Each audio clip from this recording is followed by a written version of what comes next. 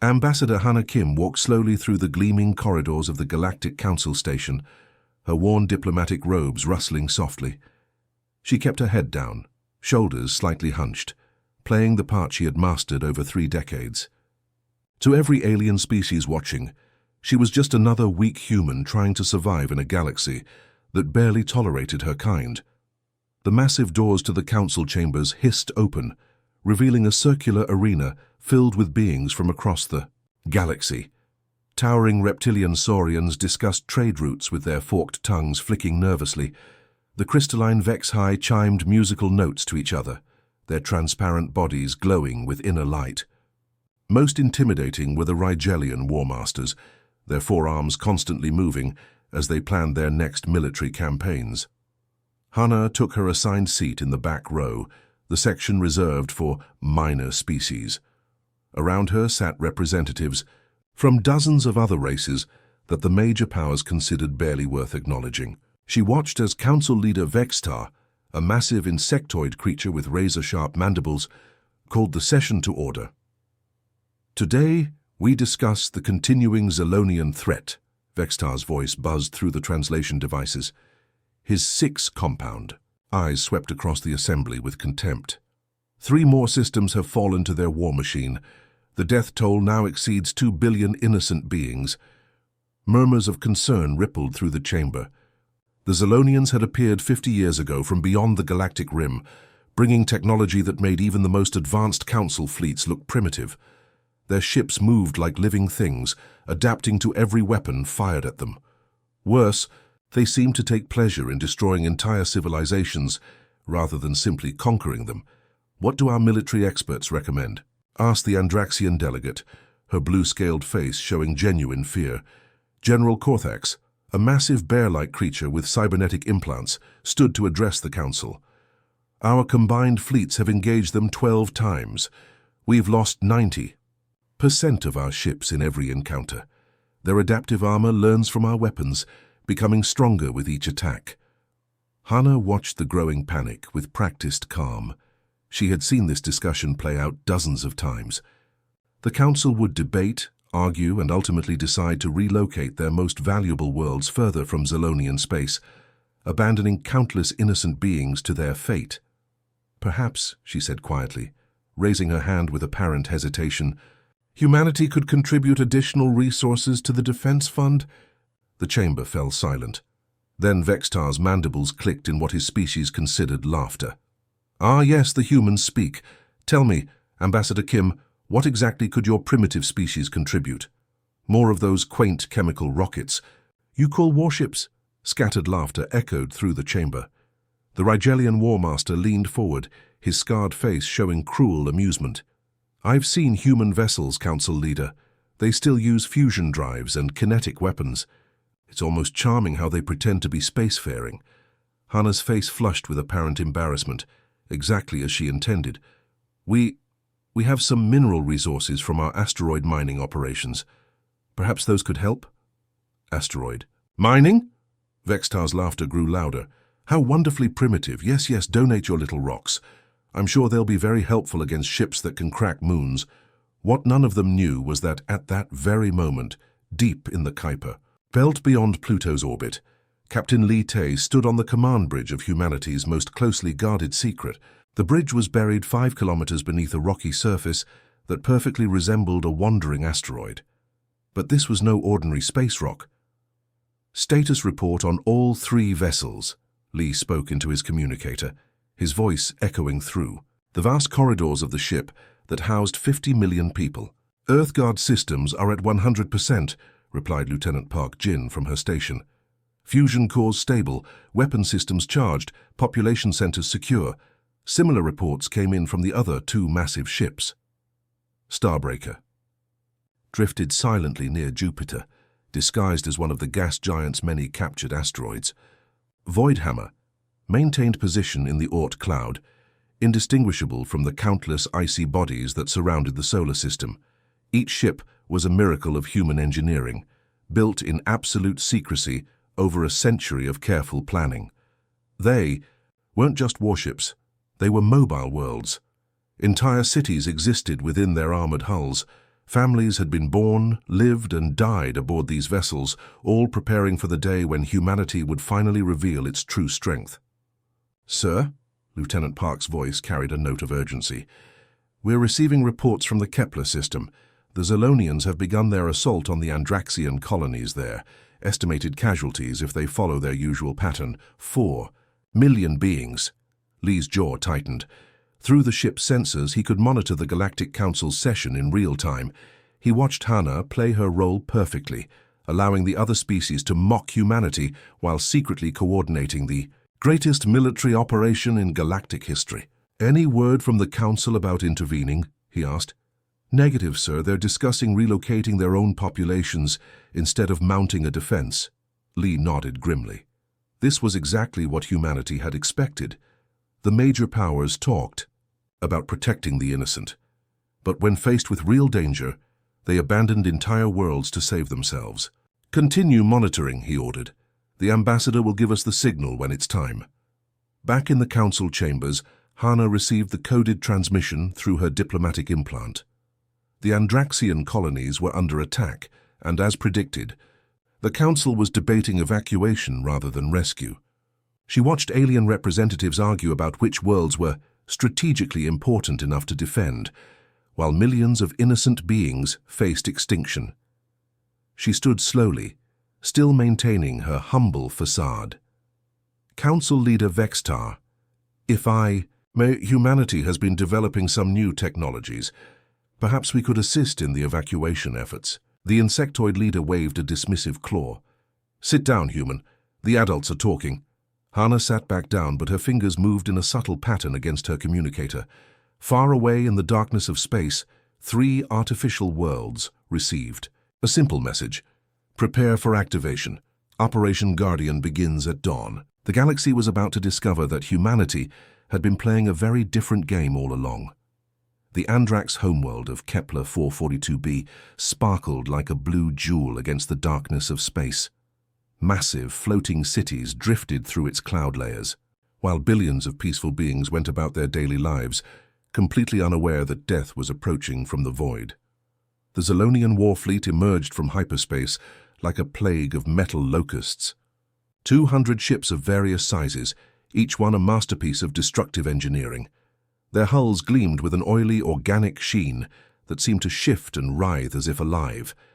The largest vessels were 3 kilometers long, bristling with weapons that could turn entire continents into glass. Fleet Commander Krozak stood on the bridge of his flagship, the World Eater. His species looked like a nightmare fusion of insect and machine, with cybernetic implants fused directly into their chitinous exoskeletons. His 4 eyes glowed with malevolent intelligence as he studied the peaceful world below. "Begin the harvest." "Protocol," he commanded, his voice a harsh clicking sound that the ship's computers translated into galactic standard. "I want every major population center identified and marked for elimination. Leave no survivors." On the planet's surface, Andraxian families were gathering for their evening meal when the sky began to darken. The Zolonian ships blotted out the stars like a spreading infection. Emergency sirens wailed across every continent as the population realized what was happening. "Mama, what are those things in the sky?" asked a young Andraxian child, her blue scales shimmering with fear. Her mother pulled her close, trying to hide her own terror. "I don't know, little one, but stay close to me." The Galactic Council's emergency session had devolved into chaos. Species representatives shouted over each other, demanding action while simultaneously explaining why their own fleets couldn't possibly arrive in time. The Andraxians had less than 6 hours before the bombardment began. "We need to evacuate." "The population," insisted the Christhian delegate, her translucent body pulsing with agitation. "Impossible," replied General Korthax grimly. "We'd need 1,000 transport ships to save even a fraction of them. The Zolonians will target any rescue fleet." In the depths of space, far from the chaos and panic, Admiral Seo Min stood perfectly still in the command center of Earthguard. The bridge was a marvel of human engineering, with holographic displays showing real-time data from across the galaxy. Around him, thousands of officers worked at their stations, their faces grim with determination. "Admiral," reported Captain Li Tay from his tactical station, Zolonian fleet has achieved bombardment position. They're powering up their planetary crackers. Seo Min's jaw tightened. Those weapons could split a planet's crust, causing volcanic eruptions that would kill everything on the surface. He had watched the recordings from 3 other worlds that had suffered this fate. The screams still haunted his dreams. "Signal Starbreaker and Voidhammer," he ordered. "Authorization code Omega-77. Operation Guardian is now active." Across the galaxy, Captain Yun Da received the transmission aboard Starbreaker. Her ship was currently disguised as a captured comet in the Tau Ceti system, its icy surface hiding the most advanced military technology humanity had ever created. "Understood, Admiral. Beginning acceleration sequence." Commander Kim Ray got the same message aboard Voidhammer, hidden in the asteroid belt of a distant system. "Copy that, Command. All systems green. We're going to show these monsters what happens when they threaten innocent people." The 3 ships began to move for the first time in decades. Their engines were unlike anything the galaxy had ever seen, using controlled singularities to bend space-time itself. To outside observers, they simply appeared to be asteroids drifting through space. But they were accelerating at impossible speeds, covering light-years in minutes. On Kepler 442b, the Andraxian defense coordinator watched his instruments with growing horror. "The Zolonian fleet is charging their weapons, all civilians to the underground shelters now." But they all knew the shelters wouldn't matter. The Zolonians didn't just destroy surface cities, they cracked planets open like eggs. Then something caught the attention of the Zolonian sensor operators. "Commander Krozak," reported his tactical officer, "we're detecting 3 objects approaching from different vectors. They appear to be asteroids, but their trajectories are unusual." Krozak's compound eyes focused on the tactical display. 3 small objects, each about the size of a moon, were indeed approaching his fleet. But asteroids didn't change course, and they certainly didn't accelerate. "Scan those objects immediately," he ordered. The Zolonian sensors were the most advanced in the galaxy, capable of detecting hidden fleets from light-years away. But when they focused on the approaching objects, they found only rock and ice. No metal signatures, no energy readings, no signs of technology. "Sir, they're definitely natural objects," reported the sensor operator. "But their movement patterns are impossible. Asteroids don't navigate through space like that." On the surface of the nearest approaching object, hairline cracks began to appear in the rocky exterior. The cracks spread like lightning, forming geometric patterns that covered the entire surface. Then, with a sound that somehow carried through the vacuum of space, the shell began to split open. What emerged defied every law of physics the Zolonians understood. The rocky exterior fell away in massive chunks, revealing gleaming metal beneath. But this wasn't just a ship. It was a world. Cities sprawled across its surface, their lights twinkling like stars. Massive weapon emplacements rose from the artificial landscape, each one larger than most space stations. Earthguard had revealed itself. The sphere was 30 kilometers in diameter, its surface covered in defensive systems that hummed with barely contained energy. Along its equator, hundreds of launch bays opened simultaneously, releasing clouds of fighters that moved with perfect coordination.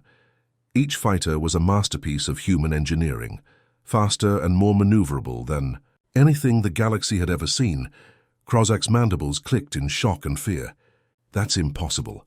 Our sensors showed only rock and ice. How can a warship hide from our technology?" His answer came from the 2 other approaching objects. Starbreaker and Voidhammer were shedding their disguises as well, revealing themselves to be equally massive and equally impossible. The 3 artificial worlds positioned themselves in a triangle around the Zolonian fleet, their weapons trained on every enemy ship. "This is Admiral Seo Min of the Human Defense Force," came a calm voice over the communication channels. "You are in violation of Galactic Law Article 12, the protection of civilian populations. You have exactly 60 seconds to power down your weapons and withdraw from this system." Krozak's shock turned to rage. "Humans? Impossible. Your species barely has interstellar travel. You're nothing but primitives playing with chemical rockets." 50 seconds, Admiral Seo replied calmly. The Zolonian commander's pride couldn't accept this humiliation. How dare these inferior beings threaten his fleet?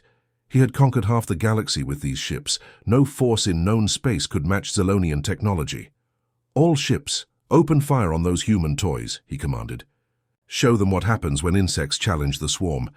200 Zolonian ships opened fire simultaneously. Plasma beams hot enough to melt steel struck Earthguard's hull, followed by quantum torpedoes that could penetrate any known armor. The barrage was enough to destroy a small moon. The weapons struck Earthguard's surface and simply disappeared. The ship's adaptive armor absorbed every blast, converting the energy into power for its own systems. The massive vessel didn't even slow down. Admiral Seo Min watched the futile attack with cold satisfaction. "Time's up," he said quietly. "All ships engage. Show them why humanity has been preparing for this moment." The 3 planet-sized warships opened fire, and the galaxy would never be the same. The moment Admiral Seo Min gave the order to engage, the 3 human planet ships transformed from hidden guardians into instruments of precise destruction. Starbreaker was the first to demonstrate humanity's true power, its massive form rotating slowly as it brought its primary weapon to bear on the Zolonian fleet. Captain Yoon Da stood in the weapon control center of Starbreaker, surrounded by holographic displays showing every enemy ship in perfect detail. The main cannon was a marvel of human engineering, a weapon that could focus the energy of a small star into a beam thinner than a human hair. "Firing sequence initiated," she announced calmly. "Target: Zolonian Command Cluster. Ships designated Alpha through Lima." The weapon charged with a sound like thunder trapped in a bottle. Energy coursed through conduits the size of subway tunnels, building to a crescendo that made the entire ship vibrate. Then, with a flash brighter than lightning, it fired. The beam of pure energy sliced through space like a sword of light. It struck the first Zolonian dreadnought amidships, punching through its adaptive armor as if it were paper. The beam continued its path, passing through 11 more ships in a perfectly straight line. Each massive warship simply ceased to exist, vaporized so completely that not even debris remained. Fleet Commander Krozak watched in horror as half his command structure vanished in a single shot. "Impossible. Our armor adapts to any weapon. How can they penetrate our defenses?" His answer came from Void Hammer, which had positioned itself above the Zolonian fleet. Commander Kim Ray activated the ship's gravity weapons, technology that manipulated space-time itself. 30 Zolonian ships suddenly found themselves caught in artificial gravity wells, their hulls crumpling like tin cans as forces beyond their comprehension tore them apart. "This is not possible," Krozak screamed into his communicator. "All ships focus fire on the largest human vessel. Concentrate everything we have." The remaining Zolonian ships, over 100 of them, turned their weapons on Earthguard. Plasma. Cannons that could melt asteroids, quantum torpedoes that could phase through any known armor, and viral weapons that could eat through metal like acid. The barrage was overwhelming, enough firepower to destroy a small fleet. Admiral Seo Min watched the incoming attack with calm detachment. "Defensive systems, full activation," he ordered. Earthguard's hull shimmered as its adaptive armor came online. The technology was based on principles the rest of the galaxy hadn't even discovered yet. Instead of simply blocking attacks, it learned from them, analyzing each weapon's frequency and energy signature, then adapting to make the ship completely immune to that type of damage. The Zolonian weapons struck the hull and simply disappeared, their energy absorbed and converted into power for the ship's systems. It was like watching someone try to hurt a mountain by throwing pebbles at it. "Return." "Fire," Admiral Seo commanded. "Precision strikes only. We want to disable, not destroy." Earthguard's weapon systems came online, revealing the true scope of human engineering. Thousands of turrets emerged from the ship's surface, each one capable of independent targeting. But these weren't crude energy weapons like the Zolonians used. These were smart weapons, each shot calculated to disable specific systems without killing the crew. The human fighters that had launched earlier swarmed through the Zolonian fleet like angry hornets. Each fighter was piloted by a human who had trained their entire life for this moment. They moved with impossible precision, their ships dancing between enemy fire while delivering surgical strikes to disable weapons and engines. Target their bridge systems, Captain Yundar ordered as Starbreaker moved through the fleet. We want their commanders alive to witness this. The battle lasted exactly 9 minutes and 43 seconds. When it ended, the Zolonian fleet that had terrorized the galaxy for decades was reduced to drifting hulks. Not a single human fighter had been lost, while the enemy had lost over 80% of their ships. The 3 planet ships took up positions around the Andrax homeworld, their massive forms visible even from the planet's surface. To the Andraxians below, they looked like 3 new moons, protective guardians that had appeared just when all hope seemed lost. "This is Admiral Seo Min to all Andraxian defense forces," came the calm voice over their communications. "The threat has been neutralized. Your world is safe." In the Galactic Council chambers, chaos erupted as reports flooded in from across the galaxy. The impossible had happened. The Zolonian fleet, which had seemed unstoppable, had been defeated by humans of all species. "This cannot be real," shouted the Vex High Representative, his crystalline form flickering with agitation. "Human technology is primitive. They use chemical rockets." Council leader Vextar's mandibles clicked nervously as he processed the sensor data. "The reports are confirmed. 3 human vessels, each the size of a small moon, have completely destroyed the Zolonian invasion fleet." Ambassador Hannah Kim stood, slowly, and for the first time in 30 years. She didn't hunch her shoulders or lower her eyes. She stood tall, proud, and when she spoke, her voice carried the authority of someone who no longer needed to hide. "Honored representatives," she began, her voice carrying clearly through the chamber. "For 3 generations my people have watched the strong prey upon the weak. We have seen entire civilizations wiped out, while the Council debated and did nothing. We decided that would end." "You lied to us," screamed the Rigelian War Master, his 4 arms gesturing wildly. "How you presented your species as weak and helpless. This is treachery." Hannah's smile was cold as winter space. "We never lied. We simply didn't advertise our capabilities. Tell me, when did humanity ever claim to be weak? When did we ever ask for your protection?" The chamber fell silent as the representatives realized she was right. Humanity had never claimed to be helpless. They had simply been quiet. "Every treaty we signed, we honored," Hannah continued. "Every law we followed to the letter. We simply chose to keep our defensive capabilities private. Now the galaxy knows the truth. There are those who will protect the innocent, even when this Council will not." At that moment, Commander Kim Ray's voice crackled through the emergency channels. "Admiral Seo Min, this is Void Hammer. We've detected 18 Zolonian ships moving toward the Vega system, colony world with 20 million inhabitants, requesting permission to intercept." "Permission granted," came Admiral Seo's immediate response. "Show them that this wasn't a fluke." The second engagement was even more devastating than the first. Void Hammer, alone against 18 Zolonian ships, ended the battle in under 5 minutes. The enemy vessels were left drifting in space, their crews alive, but their capacity for violence permanently removed. Word spread through the galaxy's communication networks like wildfire. Humanity, the species everyone had dismissed as primitive, had revealed weapons that made the most advanced fleets look like toys. The balance of power had shifted in a single day.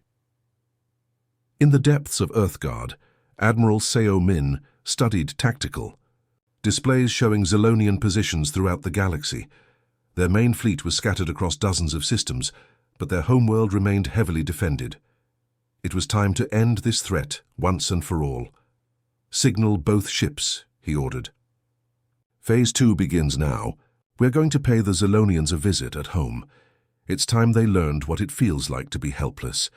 The 3 planet ships began moving toward the galactic core, where the Zolonian Empire had its strongest fortresses. The galaxy held, its breath waiting to see what humanity would do next. The Zolonian homeworld of Krexthar hung in space like a dark jewel, its surface covered in massive cities that stretched from pole to pole. For 500 years, this world had been the center of an empire built on conquest and fear. No enemy had ever come close to threatening it. The planet was surrounded by 12 orbital battle stations, each one the size of a city and armed. with weapons that could shatter moons. Emperor Vashitar stood in his throne room, a chamber carved from a single massive crystal that rose 2 kilometers above the planet's surface. His species had evolved from predatory insects, and he stood 3 meters tall with razor-sharp claws and compound eyes that could see in all directions at once. For centuries, he had watched holographic displays showing his fleets destroying, world after world, turning entire civilizations into ash and memory. "My lord," buzzed his Chief Admiral Kethmar as he scuttled into the throne room on 6 legs. "We're receiving disturbing reports from the outer systems. 3 human vessels have appeared at the edge of our territory." Vashitar's mandibles clicked in what his species considered laughter. Humans, those pathetic creatures with their chemical rockets, send a patrol ship to swat them away. "My lord, these ships are different. They're the size of moons, and they've already destroyed our forward fleets at Kepler and Vega. Over 200 ships lost with minimal human casualties." The Emperor's laughter died. His 4 eyes focused on the tactical display, showing 3 massive objects moving through his territory like unstoppable forces of nature. Each one was larger than his greatest battle stations, and they were heading directly for Krexthar. "Impossible," he hissed. "Human technology is primitive. Our sensors confirmed this decades ago." At the edge of the Krexthar system, the 3 human planet ships dropped out of hyperspace simultaneously. To the Zolonian defenders, it looked like 3 small moons had suddenly appeared where empty space had been moments before. The defensive fleet, over 400 ships strong, immediately moved to intercept. Admiral Seo Min stood in the command center of Earthguard, surrounded by holographic displays that showed every enemy position in perfect detail. The bridge was a cathedral of human engineering, with officers working at stations that stretched as far as the eye could see. 50 million people lived within this artificial world, all of them dedicated to this single moment. "Analysis complete, Admiral," reported Captain Li Tay from his tactical station. 12 orbital fortresses, each armed with planet cracker weapons, 437 ships in their defensive fleet, including their flagship Dominator. Ground-based defenses include 16,000 weapon emplacements. Seo Min nodded grimly. The Zolonians had turned their homeworld into the ultimate fortress, but they had built it to defend against conventional fleets. They had never imagined facing weapons like humanity had developed. "Signal Starbreaker and Voidhammer," he ordered. "Begin the operation. Remember, we're not here to destroy their civilization. We're here to remove their ability to destroy others." Captain Yoon Da received the signal aboard Starbreaker and immediately began her approach toward the orbital fortresses. Her ship was equipped with the most precise weapons humanity had ever created, capable of surgical strikes that could disable a target without harming the crew inside. "Target the first battle station," she ordered her weapons officer. "Disable their primary weapons, but leave life support intact. We want prisoners, not corpses." Starbreaker's main cannon charged with a deep thrumming sound that echoed through the ship's corridors. The weapon fired, sending a beam of coherent energy across millions of kilometers in an instant. The beam struck the orbital fortress's primary weapon array and simply erased it from existence, leaving the rest of the station intact but helpless. The Zolonian defenders opened fire immediately, thousands of weapons turning space into a hellstorm of energy and projectiles. But the 3 human ships moved through the barrage like ghosts, their adaptive armor absorbing every hit, while their own weapons struck with impossible precision. Commander Kim Ray maneuvered Voidhammer through the defensive fleet like a dancer moving through rain. Her ship's gravity weapons were works of art, creating localized distortions in space-time that could disable enemy vessels without killing their crews. Ship after ship found their engines torn apart by forces they couldn't understand, leaving them drifting helplessly in space. "This is impossible," screamed Admiral Kethmar as he watched his fleet being systematically dismantled. "How can 3 ships defeat our entire navy?" Earthguard took the most dangerous assignment, moving directly toward the planet's surface.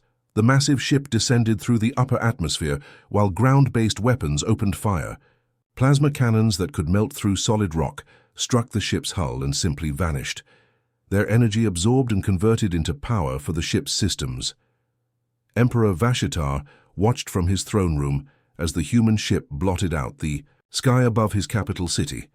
The vessel was so large it created its own weather patterns, storm clouds forming around its massive bulk as it displaced the atmosphere. "All ground defenses, fire everything," he commanded. "Bring that thing down." 16,000 weapon emplacements opened fire simultaneously, turning the sky into a web of energy beams and explosions. The barrage was enough to level an entire continent, but Earthguard continued its descent without slowing down. Captain. Li Te monitored the enemy's desperate attacks from his station. "Their weapons are impressive, Admiral, but they're still thinking in terms of brute force. They never learned that sometimes precision beats power. The battle for Krexthar was unlike anything the galaxy had ever seen. Instead of the massive explosions and debris fields that marked most space battles, the human ships fought with surgical precision. Enemy weapons were disabled rather than destroyed. Ships were left drifting, but intact. The Zilonians found themselves helpless but alive, forced to watch as their mighty empire was dismantled piece by piece. After 6 hours of fighting, the Zilonian Empire's capacity for interstellar war had been completely eliminated. Their orbital fortresses were captured, their fleet disabled, and their ground defenses reduced to scrap metal. Not a single major population center had been harmed, but their ability to threaten other worlds was gone forever. Commander Kim Ray established a communication link with the Zilonian High Command from the bridge of Voidhammer. Behind her, displays showed the disabled enemy fleet drifting in space like broken toys. "This is Commander Kim Ray of the Human Defense Force," she announced, her voice carrying across every communication channel on the planet. "Your Empire's reign of terror ends today. Any further attacks on innocent worlds will result in the permanent removal of your spaceflight capabilities." In his throne room, Emperor Vashatar stared at the massive human ship hovering above his city. For 5 centuries he had been the most feared being in the galaxy. Entire species had trembled at the mention of his name. Now he found himself facing weapons that made his planet crackers look like toys. "What?" His voice cracked with fear for the first time in his life. "What do you want from us?" Admiral C.O. Min's voice came through the communication system, calm and implacable. "Peace. End your campaigns of conquest immediately. Release all prisoners from the worlds you've enslaved. Begin the long process of making amends for the civilizations you've destroyed." "And if we refuse?" Vashatar asked, though he already knew the answer. C.O. Min's response was simple and final. "Then you'll discover that there are worse things than death. You can live as prisoners on your own world, cut off from the galaxy forever, or you can choose to become something better than what you've been." The Emperor looked at his disabled fleet, his captured fortresses, and the human ship that could crack his planet like an egg if its commander chose to do so. For the first time in centuries, he felt something he had thought he'd forgotten: humility. The age of Zilonian terror was over. The galaxy's greatest predators had been tamed by beings they had dismissed as primitives. Now they would learn what it meant to live under someone else's power, and perhaps, if they were fortunate, they might learn to be something more than destroyers. The 3 human planet ships maintained their positions around Krexthar, silent guardians ensuring that the galaxy's greatest threat could never rise again. 6 months had passed since the fall of the Zilonian Empire, and the galaxy was still trying to understand what had happened. The 3 human planet ships had changed everything overnight, turning the established order upside down and creating a new reality that nobody had expected. The Galactic Council chambers looked completely different now. Where once dozens of species had argued and postured while ignoring the smaller civilizations, there was now genuine cooperation. Ambassador Hannah Kim sat at the head of the council table, no longer the humble representative begging for scraps. She wore the formal robes of the council chair, her presence commanding respect from beings who had once laughed at humanity. "The Rigelian trade dispute with the Centauri Federation has been resolved," she announced to the assembly. "Both parties have agreed to mediation rather than military action." The Rigelian War Master, who had once boasted about his species' military might, now spoke with careful respect. The Human Defense Force made it clear that aggressive expansion would not be tolerated. "We chose the path of negotiation." "What?" He didn't say, but everyone understood, was that Void Hammer had appeared at the edge of Rigelian space just as their fleet was preparing to attack Centauri colonies. The massive human ship hadn't fired a single shot. It had simply sat there, its weapons powered but silent, until the Rigelian fleet turned around and went home. This had become the new normal across the galaxy. Conflicts that once would have led to devastating wars now ended, with the appearance of a single human vessel. The 3 planet ships patrolled different sectors, their presence alone enough to prevent most aggressive actions. Admiral Seo Min stood in the command center of his new headquarters, a mobile space station called Harmony, that traveled between the 3 Guardian ships. The station was smaller than the planet ships, but still impressive, housing 10,000 personnel and serving as the coordination center for humanity's peacekeeping operations. Daily briefing, all captains, he announced, and holographic images of his 3 ship commanders appeared around the conference table. Captain Yundar spoke first from Starbreaker. Sector 7 remains stable. The Mandorian-Zephyrian border conflict has been completely resolved. Both sides have agreed to joint mining operations in the disputed asteroid belt. Trade between their systems has increased by 300%. She paused, a slight smile crossing her face. The Mandorian children have started a pen pal program with Zephyrian schools. Yesterday I watched a joint graduation ceremony via video link, former enemies celebrating their young people's achievements together. Commander Kim Ray reported next from Void Hammer. The Outer Rim territories are experiencing unprecedented peace. Piracy has dropped to almost zero since we established regular patrol routes. The merchant guilds are reporting the safest shipping conditions in over 2 centuries. Captain Lee Tay, now commanding Earthguard, concluded the briefing. All systems green on our end, Admiral. We are currently orbiting the new Andraxian colony world of Haven. The terraforming project is ahead of schedule, and they're expecting their first harvest in 3 months. Admiral Seo nodded with satisfaction. This was what they had worked toward for over a century. Not conquest or domination, but genuine peace that allowed civilizations to flourish. The changes went far beyond just preventing wars. Trade routes that had been closed for decades due to piracy and conflict were now bustling with merchant ships. Scientific expeditions could explore dangerous regions of space, knowing that help was available if needed. New colonies were being established at a rate not seen since the early days of galactic expansion. Even the former Zalonian Empire was transforming. Emperor Vashtar, once the galaxy's most feared ruler, now worked with human advisors to convert his military infrastructure into tools for construction and exploration. Former Zalonian warships were being retrofitted as hospital ships and research vessels. It's remarkable. Dr. Sarah Chen, a human anthropologist studying galactic cultures, reported to Admiral Seo during one of her visits to Harmony. The Zalonians are actually developing art and literature for the first time in their recorded history. When they stopped focusing on conquest, they discovered creativity. Years passed, and the galaxy adapted to its new reality. The 3 planet ships became legendary, spoken of in hushed tones by some species, and celebrated as saviors by others. Children across 1,000 worlds grew up with bedtime stories about the great guardians who watched over them from the darkness of space. On the former Zalonian world of Krexthar, young Zalonians learned about cooperation and diplomacy alongside their traditional studies of warfare. Many chose to join the galaxy's new peacekeeping forces, eager to make amends for their species' violent past. The Andraxian homeworld built massive monuments to commemorate their salvation, with crystal spires that could be seen from orbit. But the most touching tribute came from the children of a dozen species who had been saved from destruction. They sent handwritten letters to the crews of the 3 Guardian ships, thanking them for allowing their worlds to exist. Admiral Seo, Min, now in his 70s but still sharp as a blade, stood on the observation deck of Earthguard as it orbited a newly established colony world. Below, families from 5 different species were building homes together, their children playing in parks where humans, Andraxians, Centaurians, and others laughed and learned side by side.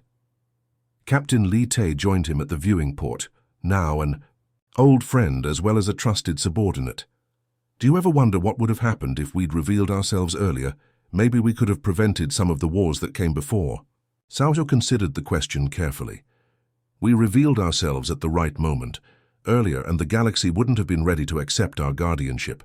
Later, and too many more worlds would have fallen.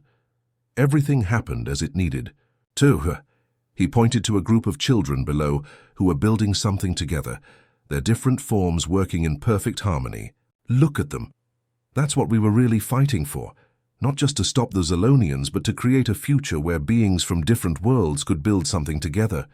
The 3 planet ships continued their eternal patrol, no longer hidden but now welcomed wherever they appeared. They had become symbols of hope rather than weapons of war. Merchant captains would change course just to catch a glimpse of the massive guardians, and entire colonies would celebrate when one of the ships passed through their system.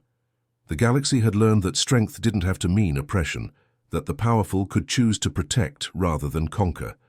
Trade flourished, science advanced, and art bloomed across 1,000 worlds as civilizations no longer feared for their survival. Humanity had kept its greatest secret for over a century, building weapons that could have conquered the galaxy. Instead, they chose to use that power to create the first true galactic peace in recorded history. The 3 Guardian ships continued their watch, ensuring that the age of predators preying on the innocent had ended forever. As Admiral Cao often said to his officers, "Our greatest victory was not the battles we won, but the wars we prevented." The galaxy was finally safe, watched over by those who had chosen to be protectors rather than conquerors, and the future stretched ahead bright, with possibilities that war could never create. The end.